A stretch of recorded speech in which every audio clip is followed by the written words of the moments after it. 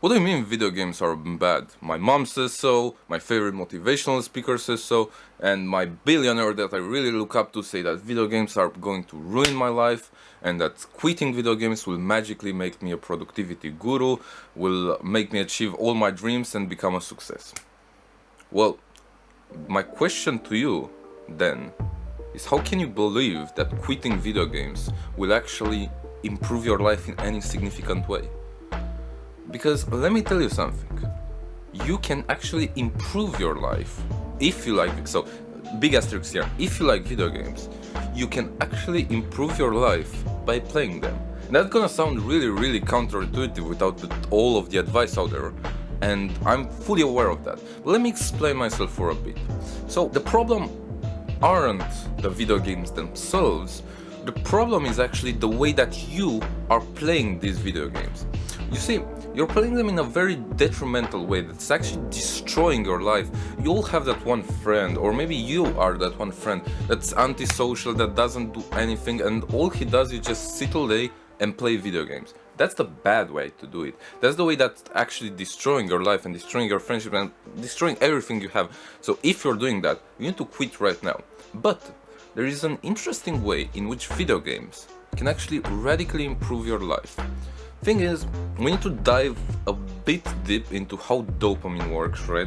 And I'm not gonna give you a scientific explanation since no one's gonna watch that, and I'm in no position to give an authentic, scientific and accurate explanation of it.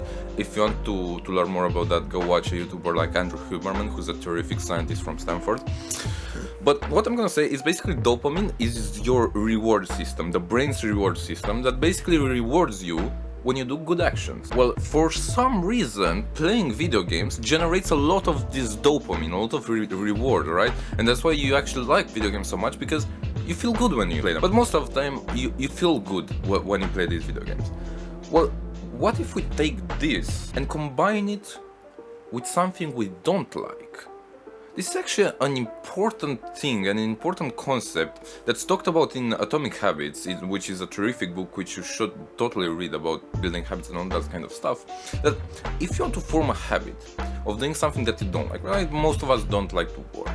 Or even if we like work, we sometimes procrastinate because it's not as fun as playing a video game. But what if we associate something we not necessarily hate, but something we dislike, like working, with a reward? Like a video game. This is gonna sound crazy, but these days I actually started playing with a buddy of mine, one of the most addictive games you can find on the market currently, World of Warcraft. I think the majority of you have heard of it. And somehow, our lives have never been better.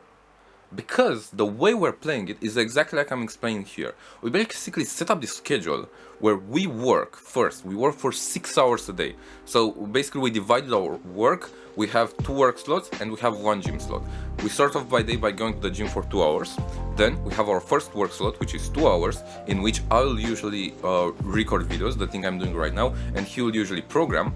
And then we have our second work slot, where I learn to program and he edits the videos I just recorded. And after that, guess what? We play World of Warcraft for 4 to 6 hours a day, and somehow we're getting more and more done by each day. We've never been so productive in our life, because by rewarding and not working constantly for 8 hours, by rewarding our brain associates doing work with a good feeling. Well, I'm excited to work today. Not only am I gonna advance my life, but after I work, I'll be able to play games and not feel bad about it. So I'll actually be able to enjoy this to its maximum. I'll be able to focus on my work at its maximum potential, and I'll also be able to play my games without feeling bad about it, without being depressed that I'm not doing anything with my life, and actually enjoy them too. So it's actually a win-win situation. Now, don't get me wrong, when all of these successful people and millionaires, motivational YouTubers say that video games are bad for you and that you should quit them, they're talking first of all about the type of person that plays video games all day, but you also need to understand, for someone like Elon Musk, every minute counts, right? He works, I don't know, I think he said he works something like 15-16 hours a day, which is actually plausible because he runs a bunch of companies and stuff. But for you, man, you don't even have the basics right. I don't have the basics right neither. We don't even work 2 good hours a day usually, and that's how I was in the past. I don't think I wanted to work. I read all these books, I saw all these videos. I wanted to work upwards of 8 hours a day, But man, I was not even working 1 good hour. In my mind, yeah, I'm productive, but in reality, all I was doing was watching videos and dreaming about being productive, and oh my god, the next day I'll wake up with a ton of energy and I'll finally work the hours I set in my schedule to work. No, we need to start small. Start by working just 1 good hour a day, then reward yourself. Then move to 2, then move to 3, then move to 4. Very important. This is actually a lesson I learned from Deep Work by Cal Newport, who is a PhD computer scientist, that you shouldn't work more than 4 focused hours a day if you want to produce your best work, right? Obviously, if you have a job, if you need to work 8 hours a day, that's fine. But understand that only upwards of 4 hours a day will be your most productive, and after those 4 hours, your focus starts to decline and you won't be able to produce your highest value work, which is actually the thing that will bring you the most out of life, right? Because we can all do mediocre work, but our best work can only be done when we use 100% our focus and we dedicate 100% of us to doing that specific work. Right then, so we need to understand, if we do work and reward ourselves, we'll associate that habit with something that we enjoy doing, and we'll also progress in life. So that's the main reason in which you can use video games to actually improve your life, instead of trying and forcing yourself to quit them and thinking, man, I wish I played, look at all my friends playing, I wish I played with them now, and just falling into that circle where you will give in, you'll play those games and you'll feel terrible about it because you set this boundary, man, no video games. And that's not only for video games. If you have activities like this, maybe even watching movies, right? If you really enjoy watching movies, don't quit it just because people said you should. Instead, learn to use that reward as a way to motivate yourself to do your best work, and then to actually enjoy your time with that specific reward. Now, secondly, video games aren't bad because it keeps our mind sharp, if you believe it or not. Basically, it has been proven that if we don't use our mind for anything and we just like lay around and don't do any productive stuff, we become dumber and dumber, because of course the mind, like any muscle, by training it, by using it, it becomes bigger and it keeps the muscle active and strong. Whereas if you don't use it, it becomes weaker and weaker. So by using our brain constantly, which video games stimulate, right? Because there's all these kinds of puzzles, all these kinds of social situation in video games where you have to navigate and you actually have to think in order to solve them, you unironically stay sharp. And that's something really important, because let's face it, especially in the summer when you don't have school and stuff like that, man, who's gonna go do a bunch of math problems to keep themselves sharp?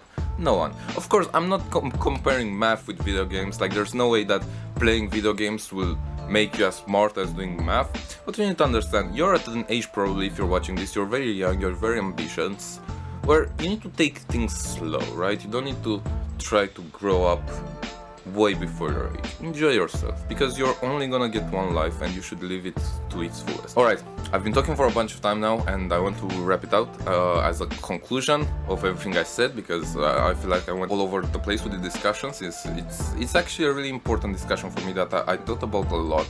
So the video games themselves aren't bad, but the problem is, if you go off-road and you play them in a destructive way and you don't do anything else, they are gonna ruin your life completely. You're gonna become a total shithead that doesn't do anything with his life. But if you enjoy video games, don't quit them. Just learn to use them as a reward instead as a way of ruining your life. Work, let's say do your 4 hours of focused work a day, and then reward yourself by playing how many video games you want after that work, because you're not only gonna advance in life, but you're also gonna have fun, and you'll also relax yourself for the next day of work, and you'll be able to enjoy the games that you're actually playing, because again, you'll no longer be stressed, man, I had this work to do, man, I'm not progressing in life, everyone else is doing something productive and I'm not. And you'll also be able to form meaningful relationships by playing these games. Thanks so much for watching this. I actually want to hear your opinion. Maybe I'm totally wrong. This is something I actively think about, this concept of playing games versus not playing games. I've been a gaming addict in the past. I quit games in the past, and now I'm in this middle territory, as I said, where I first work with my friends, and then with those same friends I play games to chill and relax. So I really want to hear your opinion. What do you think about this topic? Are video games destructive, or can we use them in a way that's actually gonna make our life better? I've been Andre. Thanks so much for watching.